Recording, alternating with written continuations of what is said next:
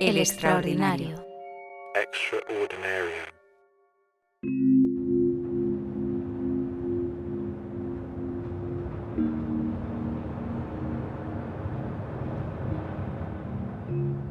Cada pan que te comes es un pequeño Big Bang. Primero está la nada. Después viene la harina. El agua. La levadura. O la masa madre.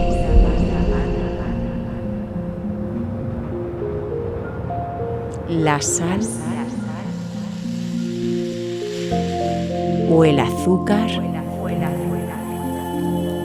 La mezcla. La masa. Y en ese momento aparece la burbuja.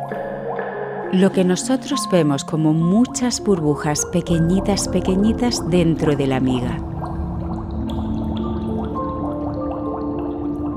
Estas burbujas que incorporamos durante el amasado, es ahí donde la levadura y otros microorganismos van a empezar a producir lo que es la fermentación del pan y van a empezar a consumir los azúcares. Y entonces lo que va a hacer es va a producir dióxido de carbono y eso es lo que va a empezar a expandir la burbuja. Esa burbuja que está repartida por toda la masa y que va creciendo con la fermentación. Pero también cuando el pan entra al horno, esa burbuja se expande aún más. El horno calienta el agua de la masa.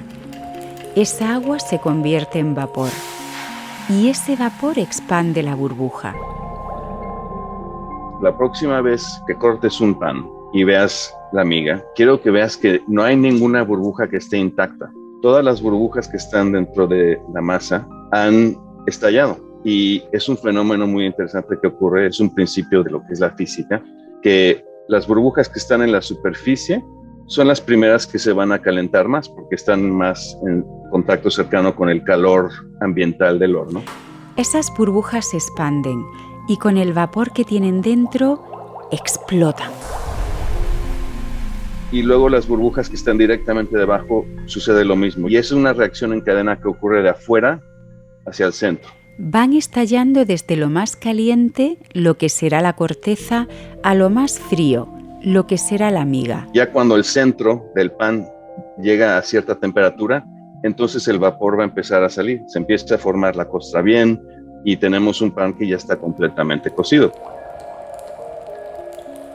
Estas burbujas son tan importantes porque son lo que va a determinar la textura del pan, la densidad, el sabor que tiene. Aunque no está tan claro si son muchas burbujitas pequeñas o es una sola que se distribuye por todo el pan. Hay una teoría muy interesante que es que un pan horneado no está compuesto por miles de burbujas, sino que realmente es una burbuja, porque todas están conectadas. Todas han estallado, todas tienen una puerta de entrada y de salida, y entonces en teoría se puede pensar que el pan está compuesto de una burbuja solamente. Este hombre que nos ha guiado desde la nada hasta un pan recién salido del horno es Francisco Migoya. Migoya es coautor del libro más imponente que jamás se ha escrito sobre el pan. Se llama Modernist Bread y es más bien una enciclopedia, porque son 5 tomos que hablan de panes, recetas y experimentos. Cuando Migoya explica el proceso en el que la masa se transforma en pan, parece que cada hogaza, cada chapata y cada integral de semillas es un pequeño Big Bang. Y al igual que en el universo, hay millones de microorganismos por ahí rondando. Millones de microorganismos llevaron toda una vida dentro de este mundo pequeño en el que existieron, se alimentaron, reprodujeron, se hicieron más y más y más en cuestión de horas y al final pues terminó en un pan horneado. Esto es la fucking condición humana. Historias asombrosas de lo divino y lo mundano. Un Fucking podcast de Mar Abad, Marcus H. y Javi Álvarez.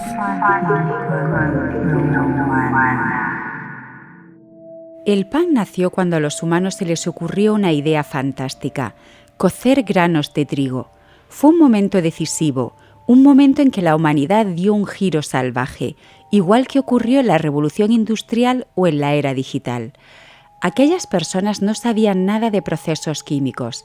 Ahora hablamos de almidones, levaduras, masas madre, pero durante miles de años la conversación del pan era otra. El doctor en clásicas Predrag Matvejevic cuenta en su libro Nuestro pan de cada día que antes de lo que se hablaba era del agua que usaban para hacer el pan, si venía de un río o venía de un pozo. Hablaban del grano, si era trigo o era cebada. Hablaban de la leña, si eran ramas de ahí al lado o si las traían de un bosque de robles. Hay tantas historias alrededor del pan que también surgieron leyendas. Una de ellas cuenta que el pan era un pegote de masa aplastada hasta que un día alguien, sin querer, derramó un poco de cerveza encima y vio que aquello se bufaba. El pan guarda muchos enigmas. En sus orígenes hay tantos como en el origen del universo. El estilista gastronómico Miguel de Torres lleva años dedicado al pan. Estudia su pasado y experimenta con recetas nuevas en su escuela Pan y Cebolla. Y cuanto más trabaja el pan, más convencido está de que queda mucho por descubrir.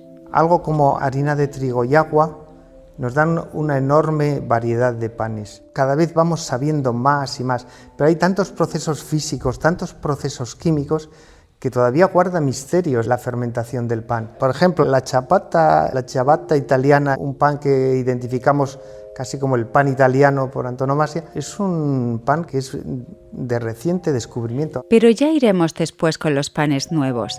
Ahora vamos al pan más antiguo. El pan nació en Mesopotamia y qué carrerón llevó que 10.000 años después Pitágoras dijo: El universo comienza con el pan. De aquella época sabe mucho la artista Sara García, que tanto le gusta el pan que lo convierte en cerámicas y pinturas. Parece ser que se encontraron restos de pan de hace 14.000 años en Jordania y en esa época todavía no existía la agricultura como tal. Que nadie piense en un mollete ni nada parecido. Aquello era otra cosa. Era un alimento que quizá hoy nos costaría reconocer como pan, pero ya tenía algo que pervive hoy, un significado espiritual que lo lleva a presidir muchas ceremonias religiosas. La espiga tenía ya un significado importante y se usaba como ritual. Lo más cerca que podemos estar del origen de la civilización es cuando vamos a un museo y vemos esas vitrinas llenas de monedas, peines y vasijas de cerámica. Pero el pan, casi nunca vemos pan, y no porque no existiera entonces, es solo porque a los bichillos les cuesta más comerse una moneda o un cuenco de barro que un mendrugo de pan. El pan es efímero, se conservan pocas piezas, pero... Sara García se ríe porque pan, lo que se dice pan, apenas se conserva. Las piezas que se han encontrado en mejor estado son unos 50 panecillos que el arquitecto K echó en la tumba de su esposa en el 1500 o 1400 a.C. y que hoy se conservan en el Museo de Turín. Lo habitual es encontrar estatuillas de mujeres amasando harina, pinturas de gente haciendo pan y restos de trigo y de otros cereales en pirámides y esos lugares que veían como una cápsula hacia otras vidas. Pero tendría que haber más pan en los museos del origen de la civilización, porque es imposible explicar quiénes somos hoy sin mirar el pan y la cerámica y lo mucho que tienen en común. El pan se amasa, igual que se amasa la cerámica, se cocina al fuego y funciona como vínculo, o sea, igual que la cerámica que recoge los alimentos. Y eso, están ahí como los dos en esta conexión del fuego, el ritual, el hogar y el compartir. El pan y la cerámica tienen una conexión más. Los primeros nombres que dieron al pan, cuando aún ni se llamaba pan, están escritos en tablillas de arcilla. El pan se convirtió también en moneda de pago, en juramento a la altura de... ¡Te lo juro por mi madre! Y también... ¡Te lo juro por Dios! En parte de estrategias militares. Allá en la Edad Antigua, en los días del Imperio Romano... A los soldados romanos, además de su salario como mercenarios, como luchadores, recibían un saco de granos de trigo que ellos mismos molían y ellos mismos cocían, con lo cual creaban una fraternidad, una hermandad que a la hora de enfrentarse a problemas extremos como es la guerra, pues les unía mucho. El pan se concibió desde el principio como un alimento que unía a las personas, y esto se ve en el lenguaje. La palabra compañeros viene precisamente del que comparte el pan. Pero el pan también es importante cuando la gente se vuelve loca y se mata en guerras salvajes.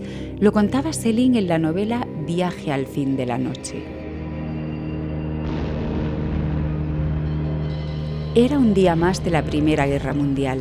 Los alemanes estaban disparando sus ametralladoras y aún así un hombre consiguió articular esta frase. Acaban de matar al sargento Bagus, mi coronel. ¿Y qué más? Lo han matado cuando iba a buscar el furgón del pan en la carretera de Trapp, mi coronel. ¿Y qué más? ¡Lo ha reventado un obús! ¿Y qué más, hostias? Nada más, mi coronel. ¿Y eso es todo? Sí, eso es todo, mi coronel. Eso es todo. ¿Y el pan? Ahí acabó el diálogo, pero el coronel insistía. ¿Y el pan? ¿Y el pan? No es de extrañar que el coronel insistiera. ¿Y el pan? El pan ha ayudado a sobrevivir a millones de personas a lo largo de la historia. En las guerras, en las posguerras, en las hambrunas, muchos ruegan por un mendrugo de pan. Y en las cárceles, cuando castigan a una persona a trabajos forzados, la dejan a pan y agua. El pan tiene que ver con el universo y el pan tiene que ver con Dios, dijo Spinoza. Pero el pan también es humano, demasiado humano, como diría Nietzsche. Cuando hacemos pan, y esto siempre me gusta contarlo, aportamos algo de nosotros y ese algo son nuestras propias bacterias. Al amasar, al respirar sobre la masa que estamos produciendo, estamos incorporando parte de nosotros. Por eso todo el mundo quiere tener su propia masa madre, por eso todo el mundo quiere hacer su propio pan, porque de alguna manera, aunque se parecen mucho o no tanto unas masas madres a otras, son específicas de cada uno. Aunque no vale con amasar un día y pensar que ya es un pan con tus huellas, requiere empeño y dedicación. Pero hay que tener continuidad. Si lo hacemos una vez, realmente no va a tener mucho efecto. Es esa consistencia de hacerlo diario, de mezclar diario con nuestras manos. Entonces sí vamos a estar contribuyendo las bacterias que van a darle este carácter tan personal al pan. Y por eso, Glub. Por eso hay que lavarse las manos también, ¿eh? Porque hay cosas que pueden ser no muy buenas que estemos incorporando ahí. Entonces ese tipo de higiene siempre va a ser muy importante. Aún así hay personas a las que le dan los sudores cuando descubren los habitantes minúsculos que abundan en las masas madre. Hay millones de bacterias acidolácticas y así suena estupendo. Pero cuando hablamos de las bacterias, de las manos, de los panaderos que ni conocemos, ¡ay, mi madre! Eso para los escrupulosos es harina de otro costal. Vivimos en un mundo de bacterias. Tenemos ácaros en la piel de la cara. Me parece que es sano plantearse que las bacterias están ahí, que hay bacterias buenas y que las bacterias de uno son las bacterias de otro. Y si además eso fuera poco, tenemos un horno por encima de 200 grados que acaba con la vida de estas maravillosas bacterias que nos dan esos aromas y esos sabores. La fucking condición humana. Adiós. Mira quién viene por ahí, mira quién se ha colado en este episodio, el sacamantecas de Vitoria, el asesino que se comió el panecillo francés que llevaba a la pobre mujer a la que mató. Y encima, el tío salvaje, después de matarla y sacarle las tripas, se comió su panecillo francés. Esos que llevan mantequilla saben requete bien. Buenas tardes, señora. Largo de aquí, sacamantecas, que te he dicho que este no es tu episodio. Quien quiera conocer tu historia, que escuche el podcast Crímenes el musical del extraordinario. Que ahora tenemos que seguir con este episodio de la fucking condición humana sobre el pan. Venga, arreando. Mirando atrás en la historia, el pan nació a lo grande. Desde la primera civilización, Sumeria, ya tenían muchos panes distintos. Dulces, salados, de harina refinada, de harina integral, con levadura, sin levadura. Miles de años después, el pan sigue aquí como un imprescindible. Y sigue aquí porque ha ido cambiando, porque evoluciona, porque se adapta a lo que la gente quiere o necesita en cada momento. Hasta en las penurias más grandes. En los campos de concentración nazis, el pan era una mezcla de patata y serrín. A lo largo de la historia, a falta de harina, al pan le han puesto tierra, arena y polvo del desierto. Francisco Migoya conoce muy bien la historia de cómo ha ido cambiando el pan. El papel que tenía hace 100 o 200 años es muy distinto al papel que tiene ahora. El pan que se hacía a mediados del siglo XIX tenía que durar varios días, tenía un costo muy alto y era quizás el único alimento que se consumía durante el día. Habían lugares en donde se te pagaba con pan. En vez de con dinero, se te pagaba con pan. Entonces, esos días ya no existen. Hoy en día nadie nos paga con pan. Hoy en día no es el alimento principal. El pan cambia también en función de las modas y los significados que queramos darle. A lo largo de la historia ha habido panes más claros, más tostados, de trigo, de garbanzo, redondos, alargados, ovalados, cónicos, piramidales y hasta panes de sésamo y miel con forma de vulva dedicados a la diosa griega Demeter. Hace un siglo les dio por refinar la harina hasta su última expresión y se pusieron de moda los panes con la miga tan blanquísima como el cutis de María Antonieta. Era un símbolo de tener mucho dinero y de poder comprar el mejor pan. La esencia de una baguette es que estuviera hecho con harina blanca. Hoy en día se hacen con distintas harinas y demás, pero cuando primero aparecieron las baguettes a principios del siglo XX, era mientras más blanco mejor. Y era el pan elegante, era el pan que se servía en las casas de gente con recursos, y el pan negro o el pan café, el pan que tenía este trigo integral y demás, era para la gente más pobre. ¿Por qué? Porque no había que refinar la harina tanto, porque no había que hacer tanto trabajo para obtener este color blanco. El pan siguió cambiando conforme cambiaba el mundo. La población mundial empezó a crecer y a expandirse, y había que alimentar a toda esta gente. Entonces nosotros como consumidores, esto realmente fue nuestra culpa. Nosotros empezamos a pedir pan barato, pan que durara muchos días sin refrigerar. Y entonces la producción industrial respondió a eso. Vamos a ver cómo vamos a bajar el costo de la harina, el costo del pan, cómo podemos producir millones y millones de kilos de pan, alimentar a millones y millones de personas a un precio accesible. Ese pan tuvo su función, pero madre mía, qué pan. Esas barras blancuzas de tacto infame que en Madrid llaman pistolas.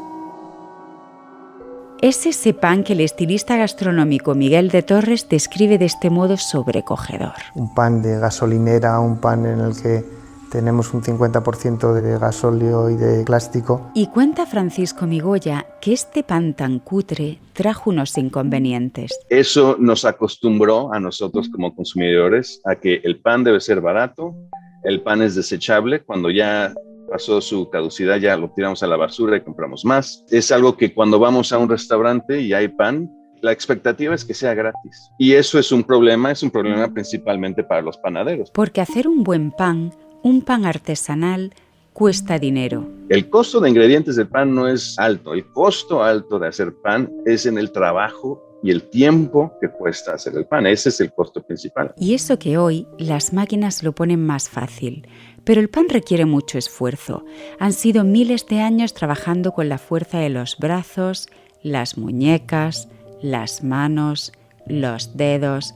Dale que te dale. Entonces, cuando un pan cuesta 5 euros o 6 o 7, la gente empieza a abrir los ojos y dice, no, yo no voy a pagar esto. Es una locura pagar esto por pan. El pan es el pan nuestro de cada día, ¿no? Tiene que ser algo que podamos comer todos los días. Entonces, Migoya hace esta pregunta. ¿Cómo podemos convencer a la gente que nos pague lo que realmente vale el pan? Y contesta esta respuesta. Lo que tiene que suceder con el pan es lo mismo que sucedió con el café y con el chocolate en los 80s y 90s. El café y el chocolate no eran vistos como productos de lujo. Eran productos que eran también baratos, pero el marketing que se hizo para el café y para el chocolate se empezó a convertir en un producto de lujo.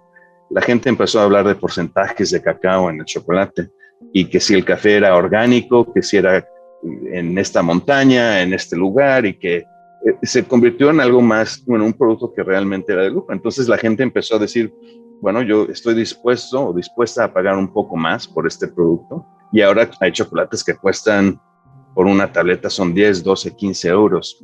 Café son 5, 6, 7 euros, pero La gente lo paga. ¿Por qué no podemos hacer lo mismo con el pan? Un poquito ya está pasando. Cada vez hay más personas que tratan el pan con el respeto que se trata el chocolate, pero también a la carne y al pescado. Uno de ellos es el periodista Ícaro Moyano. El pan es el primer alimento. El pan es lo que arranca el día. Hoy he desayunado pan de 3 obradores distintos, con fermentaciones distintas, con argumentos distintos. Me gusta mucho tomar pan de centeno solo con aceite y con sal. Me gusta mucho usar harinas integrales con aguacate, por ejemplo, con ese tipo de grasa. El pan de masa madre lo guardo para el mejor jamón. Y a poquito que me enrede y tenga 10 minutos, he templado 3 panes para desayunar. ¿Podía haber hecho esto en Madrid hace 5 años? Creo que no. ¿Podría haberlo hecho hace 10 o 15? Estoy seguro de que no. Ícaro Moyano cree que en los últimos años hemos aprendido a comer pan. Mi sensación es que hemos aprendido a comer pan pensando que miramos hacia atrás y no siempre miramos hacia atrás. También hay mucha innovación en cómo se hace. Esa innovación se refleja en la conversación actual del pan. Todo el discurso de gastronomía sobre el pan de masa madre, esa especie como de lucha entre no, yo soy de levadura, no, yo soy de masa madre, por lo menos ha abierto una conversación sobre la calidad del pan. Y después de durante muchos años haber comido un pan mediocre, ahora comemos muy buen pan y empezamos a tener criterio. A mí es que me gusta más la espelta. Yo es que ahora lo tomo de maíz. A mí me gusta con este tipo de fermentación o como hornean en este sitio. El pan era pan y ahora el pan es tu pan. A esta conversación del pan, Ícaro Moyano la llama los argumentos del pan. Y son estos, por ejemplo. A mí me gusta mucho el pan. ¿Cuál? Claro, y aquí ya empiezas. A mí, por ejemplo, me gusta el pan que pesa. El pan sobre el cual puedes levantar un castillo porque tienes que levantar un día entero. El pan que te va a aguantar el aceite, que te va a aguantar el jamón, que te va a aguantar la sal, que te va a aguantar el queso, que te va a aguantar un aguacate tirado ahí. Y soy consciente de que ese pan con un punto de acidez muy alto y un tipo de fermentación concreta probablemente espante a la gente más tierna de paladar, que buscará argumentos más leves. Pero ¿ese es el pan que te gusta? No, espera. También me gusta mucho el pan de centeno, que habla otro idioma, cuyo proceso de fermentación es distinto, su humedad, la forma en que repercute en el sabor de lo que estoy comiendo. El pan de centeno que funciona con la fruta y con la sal. Hay más argumentos. Pero me gusta el pan de maíz. El pan de maíz, que es como un atleta, pesa mucho más de lo que crees. Lo coges y no esperabas esa densidad y ese peso. Y que tiene una humedad también muy distinta a la humedad que tiene, por ejemplo, el pan integral. Y el pan de maíz que me lo tomo solo no tiene nada que ver con el pan de espelta, que es una harina más antigua o más primitiva, que genera un sabor y una mordida que no tienen nada que ver con el pan integral. Los argumentos del pan nos llevan a una panadería o a otra, nos llevan a los brazos de un panadero o a los brazos de otro, porque el sabor del pan surge de la conversación que cada panadero tiene con el pan que hace. Claro, cuando dices a mí me gusta el pan tienes mucha suerte, porque ¿cuál de ellos? ¿Y para qué? Esa posibilidad de elegir, que además provoca paseos por las ciudades, es fantástico porque incluso de los obradores que más me gustan, no todo su pan me encanta. No, el de espelta te lo compro a ti, pero el de centeno lo compro en otro sitio y te quiero lo mismo, y a lo mejor incluso te quiero más. Pero cada panadero tiene una forma distinta de relacionarse con su harina, su fermentación y su horno, y a mí me da la posibilidad de pasear por Madrid y elegir cuál es el que me quiero comprar. Así es como estamos aprendiendo a comer pan después de una época aciaga de pan de gasolinera. Esto es la bomba. O sea, que tú hace 5 años en 20 minutos de paseo te dijese que ibas a poder tener una hogaza de centeno, una de maíz, una de espelta y uno blanco en 4 oradores distintos, con 4 formas distintas de trabajar, son 4 conversaciones. Y es una sinfonía entera cuando la pongas en una mesa.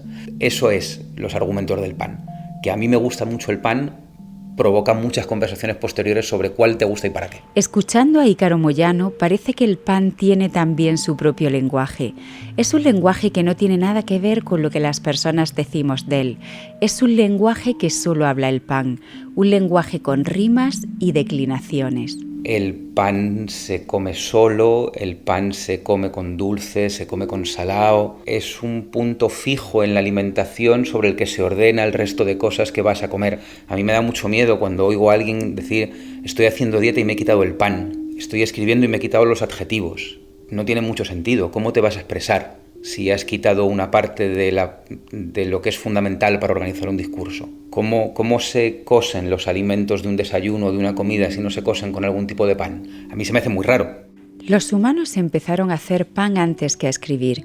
Quizá por eso el pan tenga un lenguaje que no usa letras ni palabras, pero que Ícaro Moyano sabe traducir desde la lógica de la lingüística. El pan pone en marcha la cocina, su olor, el tiempo de tostado del pan mientras que estás preparando el resto de cosas, pero sí es eso de que funciona como el elemento fundamental de una frase para que aquello tenga sentido como párrafo. El pan tiene sus declinaciones como el latín o el alemán. Tiene distintas terminaciones, esos pequeños matices que hacen que el pan se pueda comer de formas tan distintas. El pan declina muy bien, el pan caliente, el pan recién horneado, el pan que sale de la tostadora o un trozo de pan frío del día anterior. Tiene un montón de variables. Estás escuchando La fucking condición. La fucking condición humana. La fucking condición humana. En Occidente no puede faltar el pan. Que no haya pan significa hambre, significa penurias.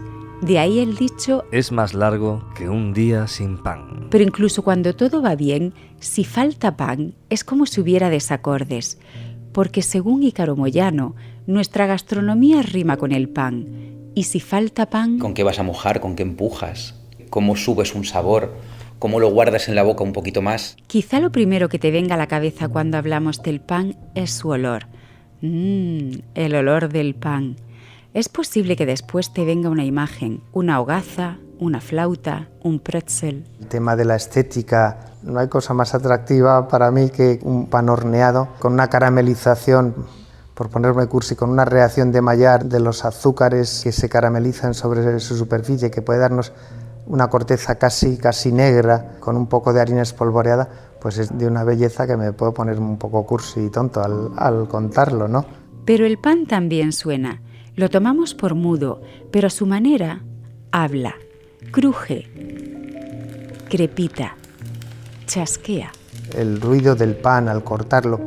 Antes de cortar el pan, cuando alguien saca un pan del horno y está bien horneado y le deja reposar en una rejilla para que termine de hacerse, para que la miga gelifique y vaya perdiendo temperatura, ese pan empieza a crepitar, haciendo unos ruidos de la corteza que va sentándose, que va cerrándose, y eso es un sonido maravilloso.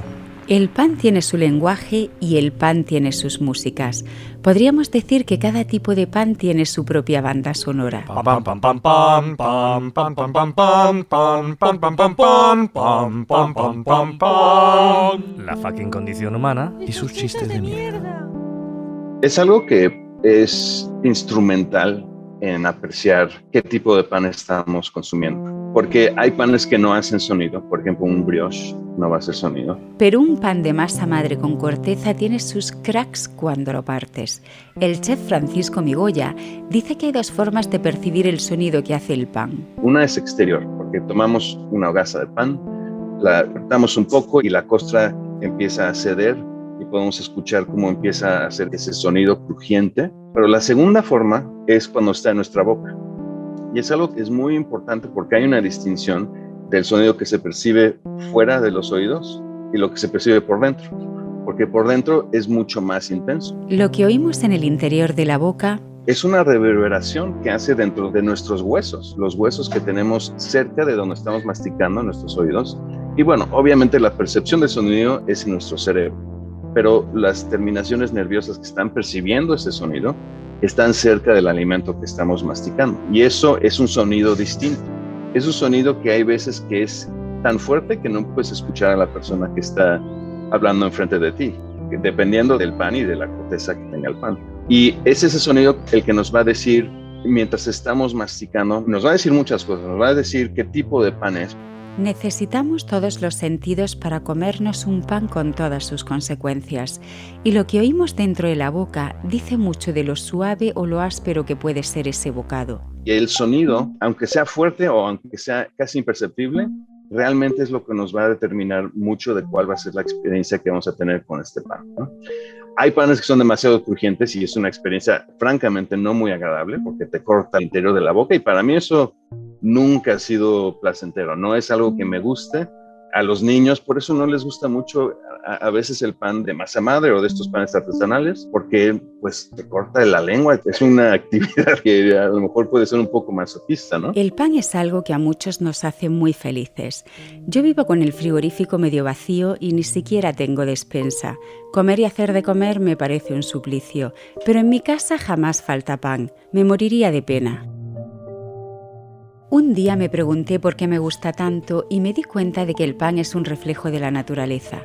Es tostado como la tierra, es dorado como el sol, es rugoso como el tronco de un árbol. El pan calma, el pan produce sensación de estabilidad y consistencia. El pan arropa, como una madre, con ese calorcillo. Y esos paseos mañaneros a por el pan y pegarle un pellizco para comértelo por el camino y que toda la casa huela a pan y poner la tostadora y zampártelo. Porque el pan nos llena el estómago, pero también la memoria.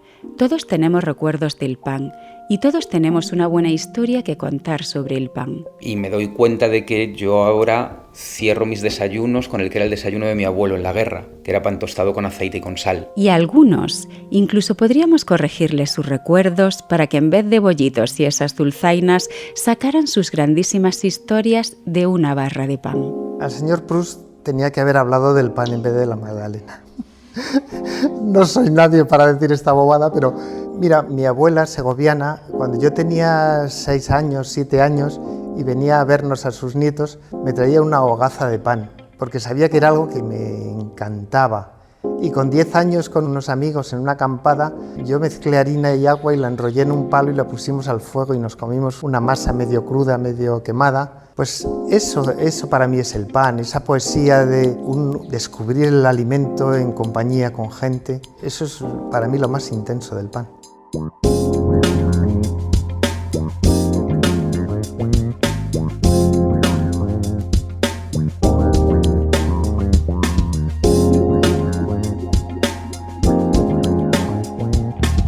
La fucking condición humana es un podcast de El Extraordinario. Guión y producción, Mar Abad. Dirección creativa, Marcus H. Edición, diseño de sonido y música original, Javi Álvarez. Estrategia y difusión, Marina Alonso Carriazo.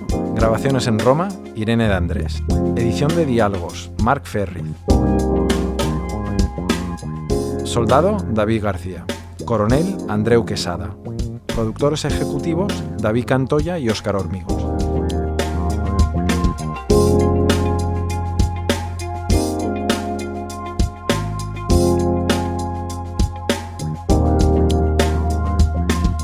El Extraordinario tiene sus Jackmen en colección solo. Ellos ponen la gasolina y les cambian las ruedas para que la máquina vuele.